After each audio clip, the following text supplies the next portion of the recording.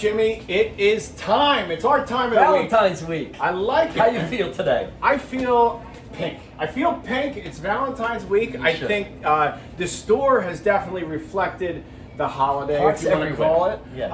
But this has got me excited. We've got props. We do. We got a chemistry set here for you. Okay. Well, we're going to talk about how rosé is made. There's a few different ways. Okay. And I actually sold this done one time for Jennifer Simonetti-Bryan. She's a master of wine, and she explained rosés this way, and I thought, perfect. So we're going to describe that. Love it.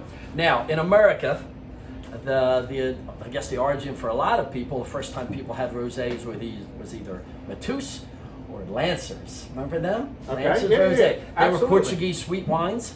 And then, for America at least, 1972, I think it happened, Bob Trinchero, he had what was called a stuck fermentation. That was when the yeast, which eats the sugars and ferments out, it got stuck and all the sugar stayed in there. The yeast died off. And he thought it was a mistake, but then he thought he'd taste it, and it was kind of sweet, kind of pink. He didn't know what to call it, so he called it white Zinfandel, because the Zinfandel was the grape that he was using for this. Well, it was obviously wildly successful. So much so that when people ask me for a white Zinfandel or a Zinfandel, I have to almost look at them and profile their age. Are they thinking white Zinfandel, or are they thinking the Zinfandel grape?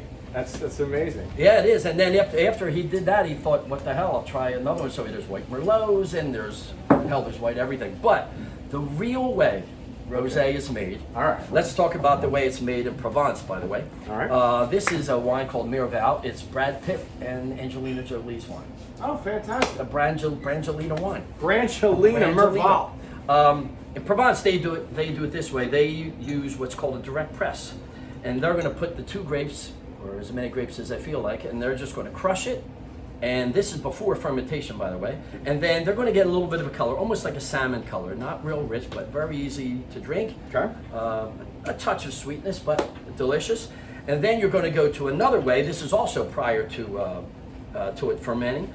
We're going to put the grapes right in the barrel, and we're going to let it cold soak for a while, a maceration method. Okay. And they can do that also. And then you can also do it another way. You can have it after fermentation, and you can bleed some of the juice off. And that's a French term called saignée.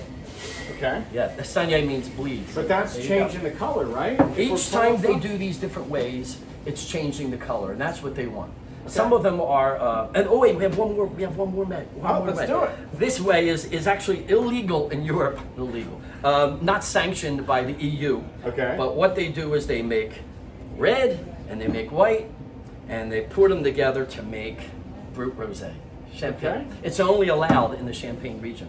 But we have a few different wines here, and it all comes down to what grapes they use. Now, in Italy, they might use the Sangiovese grape and call it Rosato with a D. Okay. In Spain, they might use the Tempranillo grape, and that's Rosato with a T.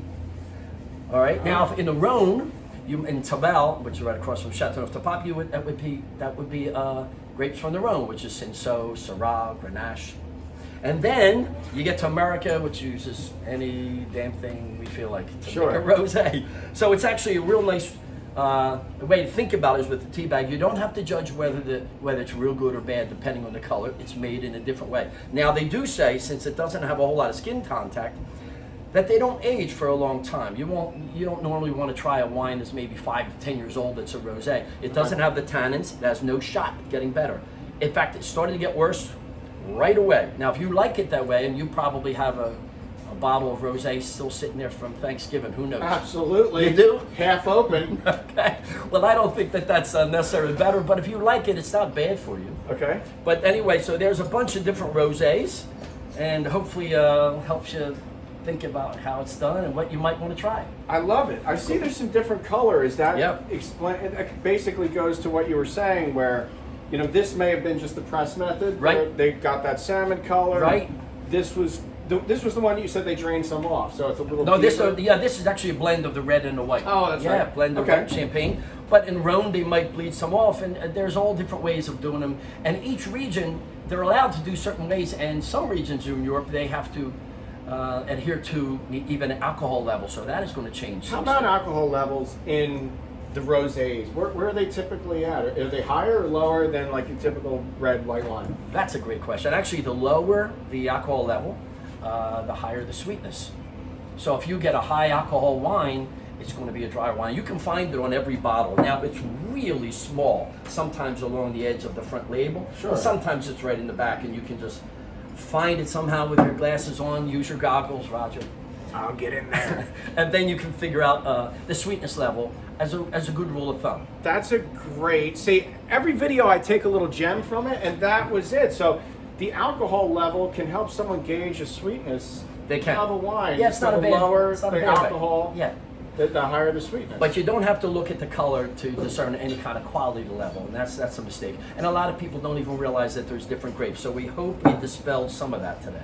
Fantastic. So in this celebration of a fun pink week here at Roger Wilco, Jimmy, your knowledge again, taking us on a little trip into the rosé world is always appreciated. Well, that's it.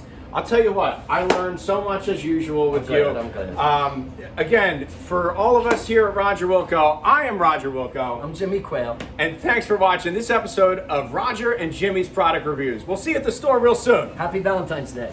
Mwah!